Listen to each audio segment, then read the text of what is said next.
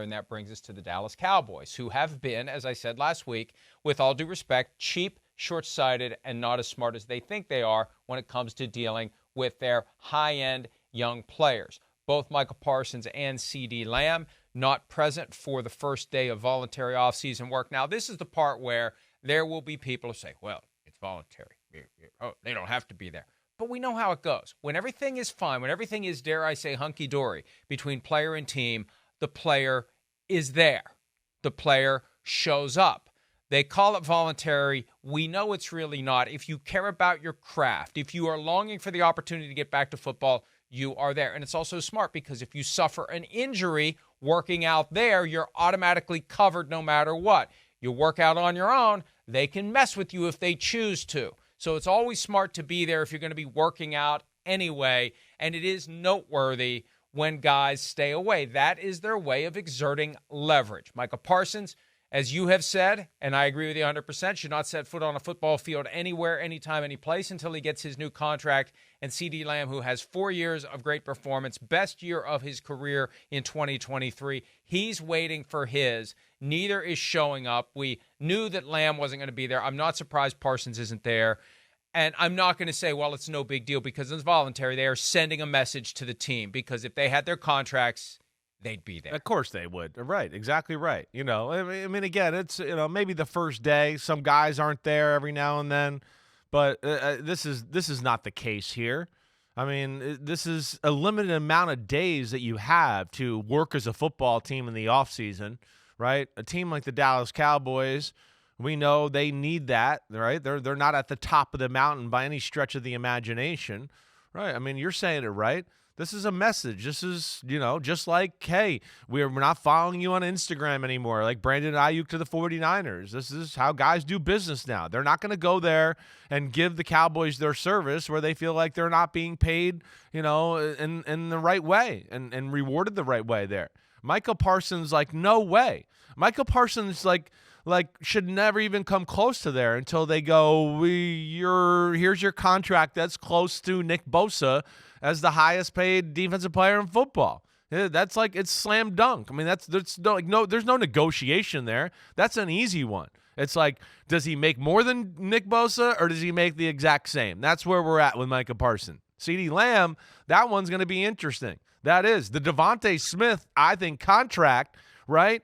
I think is going to help the Cowboys. The Cowboys are going to be like, wait, look at DeVonta Smith. Why can't you do that? Why do you DeVonta Smith, he averaged just as many yards per catch as you did last year. It's just they had A.J. Brown, so he didn't get as many balls as you. That's the only difference. Why not do that? In fact, DeVonta Smith runs by people for 70-yard bombs. You don't do that. Right? So that's where the CeeDee Lamb one's going to be tough, I think. But Micah Parsons should be writing on the wall, duh, we're making him the highest paid player in the league on the defensive side of the ball.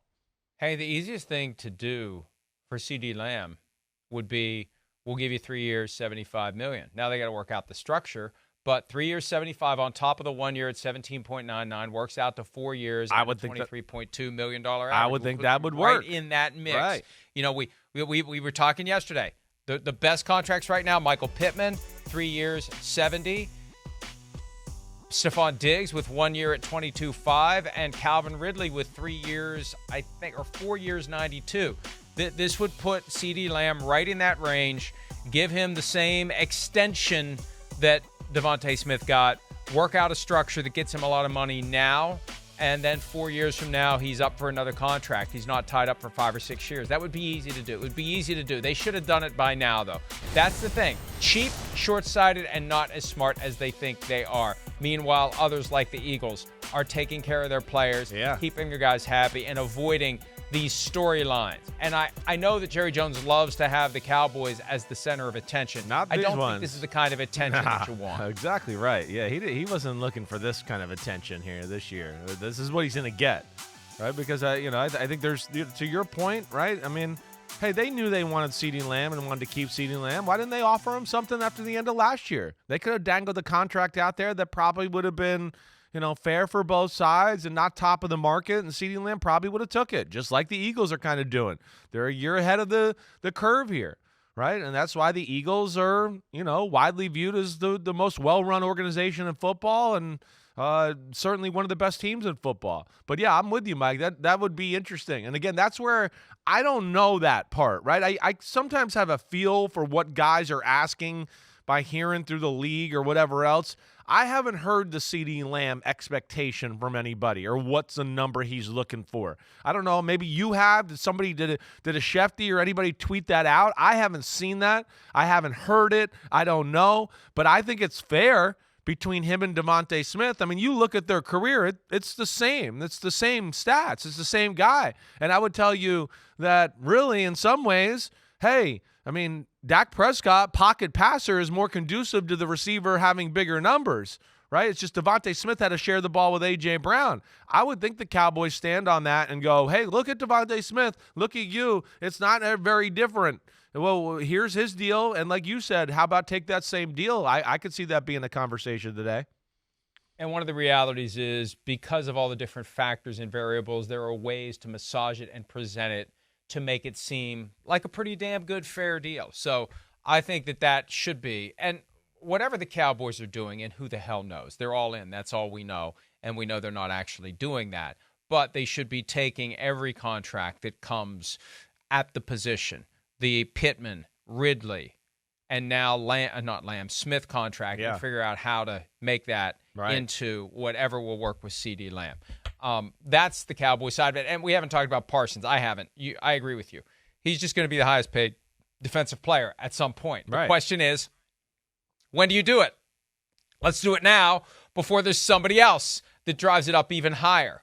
Let's go ahead and make him the highest paid player in the NFL on the defensive side, and hope that we can, hold that in place for a few years before he comes back around and says, I need an adjustment, because this guy right now is the absolute platinum standard, best defensive player in the NFL. And I'll due respect to TJ Watt and Myles Garrett. Yeah. I know that Watt was the defensive player of the year and Garrett was dominant last year, and they had like 3 guys on him everywhere he went. But Parsons is the guy who can do it all. He can come at you from any angle. He can destroy a game.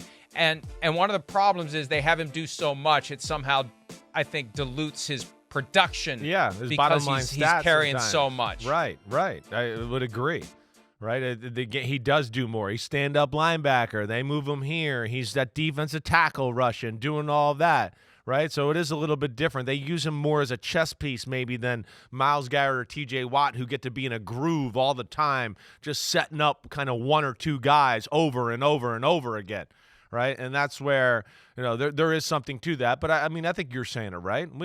They're T.J. Watt, Micah Parsons. They're in a class of their own. On defense, Myles Garrett, those type of guys.